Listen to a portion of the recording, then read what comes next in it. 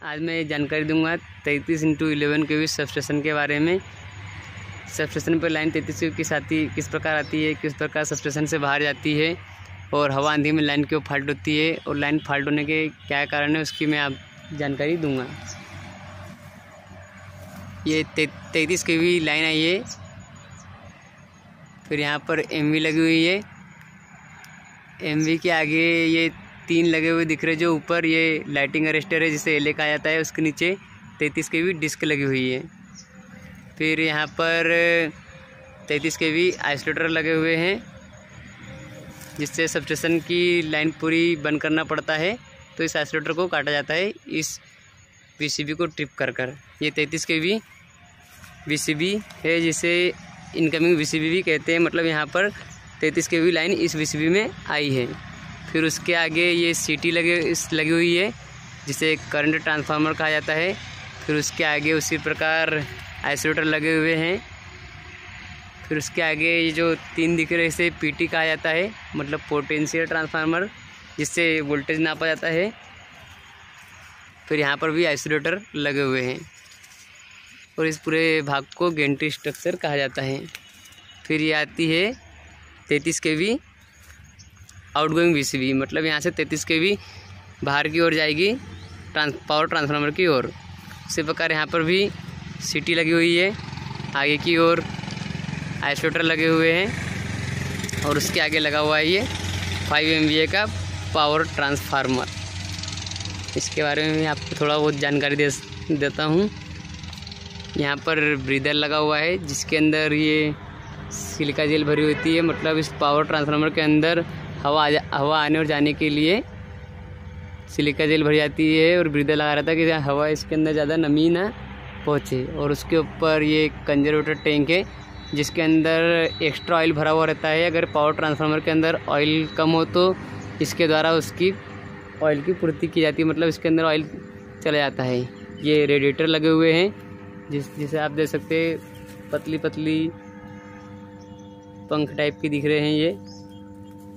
इसके द्वारा ऑयल ठंडा किया जाता है, जो कि इधर साइड 4 लगे हैं और उस साइड 4 लगे हुए, मतलब इस पावर ट्रांसफार्मर के अंदर 8 रेडिएटर लगे हुए हैं। और इस साइड दिखाता हूँ, यहाँ पर इस प्रकार के मीटर लगे हुए हैं। इस मीटर के द्वारा वाइंडिंग टेम्परेचर, ऑयल का टेम्परेचर दिख जाता है। और ये पावर ट्रांसफार्मर की प्लेट लगी हुई है, नेम प्लेट, जिससे इस पावर ट्रांसफार्मर की पूरी जानकारी दी गई है।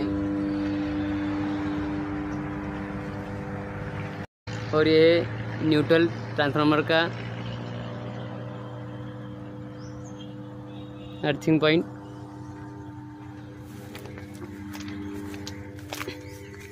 यहाँ पर ऊपर लगी हुई है 33 kV ST बुशिंग, उसके बाद में 11 kV की 4 बुशिंगें दिख रही है, जिसमें एक न्यूट्रल पॉइंट भी है।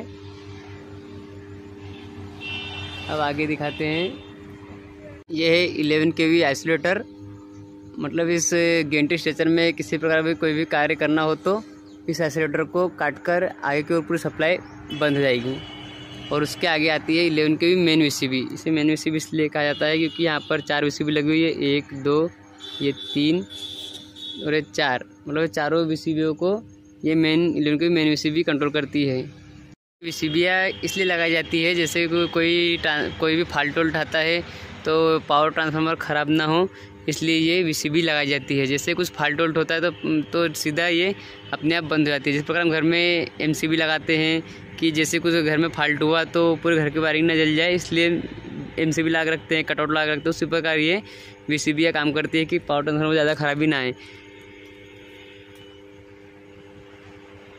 और इसलिए क्योंकि जैसे फाल्ट भी कैसे होता है, कहीं तार से तार चिपक जाए तो बड़ा फाल्ट हो जाता है। उसके बाद में ये पावर ट्रांसफार्मर के जो न्यूट्रल पॉइंट बताया था आपको, उसका अर्थिंग भी ज़मीन के द्वारा यहाँ पर अर्थ दिया जाता है और उसमें पानी छोड़ा जाता है, क्योंकि पावर ट्रांसफार्मर के अर्थिंग पॉइंट को भी अर्थिंग में पानी भी छोड़ाता है। यहाँ पे जितने भी VCB लगी हुई है, पावर ट्रांसफार्मर लगा हुआ है, लाइटिंग अरेस्टर लगे, इन सबका स्पेशल अर्थिंग भी दिया जाता है, जिससे जल्दी से लाइन ट्रिप हो जाती है। ये है कैपेसिटर बैंक। तो यहाँ पर कैपेसिटर लगे हुए हैं, अगर वोल्टेज ड्रॉप होता है तो इस कैपेसिटर को चालू किया जाता है इस VCB के द्वारा। और इस पूरे सबस्टेशन को कंट्रोल करने के लिए ये केबलें दी हुई है, जो केबल यहाँ जाती है। इसके बाद में मैं अंदर आपको बताऊंगा पैनल किस प्रकार काम करते हैं, उसकी जानकारी देता हूँ। ये यहाँ पर आगे लगी हुई है CT, उसके आगे ये लगा हुआ है आइसोलेटर, 11 के आइसोलेटर है। अब आपको मैं ये VCB के बारे में जानकारी देता हूँ कि यहाँ पर कौन कौन सी VCB लगी हुई है। इसके ऊपर लिखा हुआ है 11 kV खापरखेड़ा घरेलू फीडर, मतलब ये घरों की लाइन है, 24 घंटे की लाइन। VCB के ऊपर भी लिखा हुआ होता है कि VCB ऑन है तो ऑन लिखा हुआ आता है, ऑन का निशान दिख रहा है। बाजू में देखते कौन सी VCB, इसके ऊपर 11 kV नानखेड़ा सिंचाई फीडर, मतलब ये सिंचाई का फीडर है। इस VCB के ऊपर भी ऑन लिखा हुआ है, मतलब ये ऑन है। इस VCB के बारे में पूरी जानकारी हमें इस प्लेट के द्वारा मिल जाएगी। इसके ऊपर भी पूरी जानकारी लिखी होती है। अंदर से खोल के देखते हैं।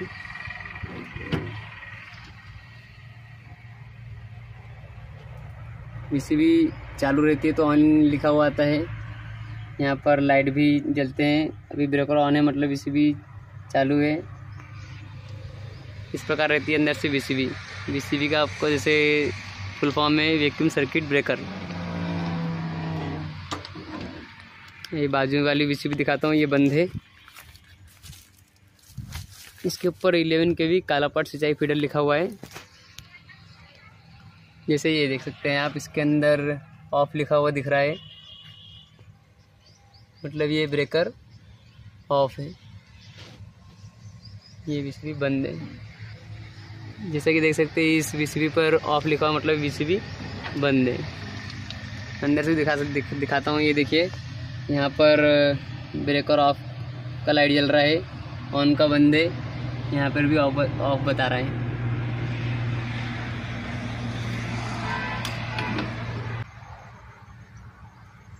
इस प्रकार 33x11 kV सबस्टेशन होता है। सबस्टेशन के लिए अलग से एक ट्रांसफार्मर लगा हुआ है।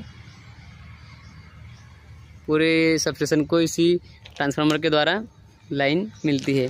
अब अंदर से आपको बताता हूँ कि इस VCB को पावर ट्रांसफार्मर को ऑन ऑफ किस प्रकार किया जाता है, उसकी भी जानकारी देता हूँ।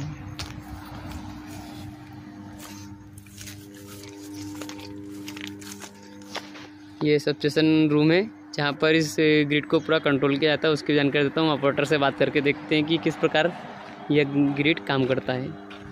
कंट्रोल रूम के अंदर अब ये हम ऑपरेटर यहाँ के अभी ये हमें जानकारी देंगे जी। ये 33 kV इनकमिंग का पैनल है। हाँ, यहाँ से 33 kV इनकमिंग बंद हो जाती है, यहाँ से ऑपरेट होती है। उसके बाद में 33 kV PTR का पैनल है, यहाँ से पावर ट्रांसफार्मर कंट्रोल होता है। ठीक है। उसके बाद में 11 kV मेन है, उसका पैनल है। ये 11 kV मेन यहाँ से ऑपरेट होती है। ये जो बताया था मैंने 11 kV मेन VCB यहाँ से कंट्रोल होती है। और 33 kV इनकमिंग VCB बताया था। यहाँ पे जो पावर ट्रांसफार्मर है उसको बंद चालू करने के लिए ये पैनल है। उसके बाद में हमारी ये सिंचाई के 2 पैनल, इसमें जॉइंट है खापरखेड़ा DL। ये DL के लिए है, 24 घंटे में जो चलती है हमारी लाइन। ठीक है। ये इरिगेशन की है दोनों। ठीक है। उसके बाद में जल रहा है, उसमें ब्रेकर ऑफ का सिग्नल है वो, मतलब ये जब हमने कालापट सिंचाई का देखा था, मतलब वो वहाँ पे VCB बंद है, इसलिए इस पे ब्रेकर पे ऑफ का निशान बता रहा, हरा लाइट जल रहा है। ठीक है। उसके बाद में नानखेड़ा सिंचाई इरिगेशन चालू है, ये ब्रेकर ऑन का सिग्नल बता रहा है। जैसे भी पूरी ग्रिड की लाइट चली जाती है तो ये भी पैनल बंद हो जाते हैं कि पैनल कैसे ऑपरेट होते हैं? अच्छा, ये पैनल सब जो लाइट बंद हो जाती है 33 kV बंद हो जाती है। हाँ। उसके बाद में ये बैटरी रखी है, बैटरी चार्जर रखा है, इससे DC वोल्ट आता है, इससे ऑपरेट होती है।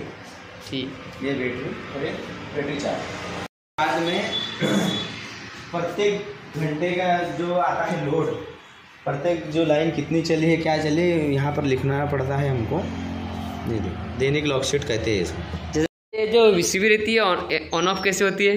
जी, VCB एक पैनल से भी ऑन ऑफ होती है। हाँ। इसको इस तरह से क्लोज हो जाती है, उधर से ऑन हो जाती है, उसको ऐसा करो। हाँ। ठीक है। उसके बाद में ये यार्ड बाहर से भी चालू होती है। तो हमें आपको प्रैक्टिकल करके बताता हूँ। चलिए अब हम देख भी लेते हैं आइसोलेटर किस प्रकार कटता है और वीसीबी ऑन ऑफ कैसे होती है, वो भी इसकी भी जानकारी मिल जाएगी अभी।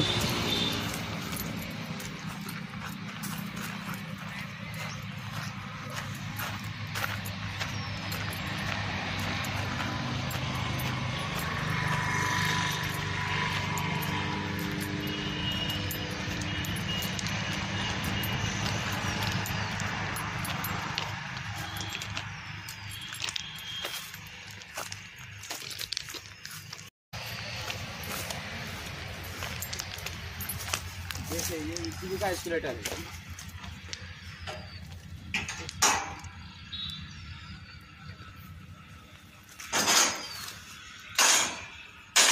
ये देखिए आइसोलेटर इस प्रकार कट जाता है, मतलब ये वीसीबी चालू भी करेंगे तो हमारा सप्लाई आगे की ओर नहीं जाएगा, और वीसीबी किस प्रकार चालू बंद होगी वो भी देख लेते हैं। ये वीसीबी को इस तरह से चार्ज करते हैं। ये वीसीबी है तो इंडक्स से चार्ज करते हैं। तो यहाँ ये डिस्चार्ज का यहाँ चार्ज का ऑप्शन आ जाएगा। देखिए ये चार्ज हो गई है। अब हम इसे ऑफ ऑन करेंगे तो यहाँ ऑन आ जाएगा। ऑन किस प्रकार करते हैं? ठीक है, हम ऑन तो बताते हैं आपको। इस प्रकार वीसीबी ऑन हो गई और फिर हमारे खेतों तक लाइन पहुंच जाती है। अभी आइसोलेटर कटा हुआ है तो मतलब लाइन सिर्फ यहीं तक है, और फिर बंद इस प्रकार बटन दिया, फिर से बंद कर दिया, अभी बंद हो गई है। ठीक है, यहाँ से भी ऐसे चालू हो गया। ठीक है, बाद में 11 kV लाइन जाती है हमारे एलटी ट्रांसफार्मर पे। एलटी ट्रांसफार्मर पे किस प्रकार लाइन जाती है वो भी दिखाता हूँ मैं। 11 kV आती है ये एलटी ट्रांसफार्मर पे, जहाँ पर ये डीओ लगा हुआ है। डीओ का फुल फॉर्म होता है ड्रॉप्ड आउट। फिर ये 11 kV लाइन यहाँ पर आई है, जहाँ पे 3 11 kV लाइन आई हुई है। एसटी बुशिंग है ये। फिर उसके बाद में यहाँ पर फिर 4 पॉइंट बन जाते हैं, मतलब एक न्यूट्रल पॉइंट निकल कर आ जाता है। फिर उसके बाद में ये हो गया 440, 3 फेज़ में 440 और सिंगल फेज़ में 230 वोल्ट। फिर ये फेज़ डालने का रहता है यहाँ पर। उसके बाद फिर हमारे ये खेतों में लाइन पहुँच जाती है। उसी प्रकार हमारे घरों में भी इसी प्रकार लाइन पहुँच जाती है। और हवा आंधी में इसलिए लाइन फाल्ट होती है, जैसे ये नीम का पेड़ है। अब हवा तेज़ चलेगी तो ये नीम की डंगालें इन तारों को टकराती है, जिसकी वजह से हमने पैनल दिखाया था, जिस पे लाइन अपने आप बंद हो जाती है। ज़रा सा इसको इन तारों को अर्थ मिलता है तो ये लाइनें बंद हो जाती है। और अगर कोई डंगाल टूट के इन तारों पर गिर गई तो लाइन पूरी फाल्ट हो जाती है। और बिजली विभाग द्वारा जो मेंटेनेंस कराया जाता है, बिजली विभाग द्वारा सिर्फ छोटी छोटी जो इसके तारों के पास में छोटी छोटी डंगालें हैं वही काटी जाती है। और पेड़ जैसा देख सकते हैं आप कितना बड़ा पेड़ है, ये पूरा पेड़ तो काट के जाते नहीं हैं, इसलिए छोटी छोटी डंगालें काट देते हैं। लेकिन जब ज़्यादा हवा तेज़ आंधी आती है तो ये पेड़ भी गिर जाते हैं इन तारों के ऊपर, नहीं तो फिर छोटी छोटी डंगालें ऊपर जो बची हुई है ऊपर वाली गिर जाती है। इस प्रकार लाइनें फाल्ट हो जाती हैं। हम वीसीबी चार्ज करके चालू करेंगे तो वो पैनल अपने आप ट्रिप हो जाता है और लाइन बंद जाती है। इस प्रकार आपको पूरी जानकारी मिल गई। 33,000 से 11,000 वोल्ट, 11,000 वोल्ट से 230 वोल्ट, 3 फेज़ में 440 वोल्ट कन्वर्ट हो जाती है और हमारे घरों तक और खेतों तक लाइन पहुँच जाती है।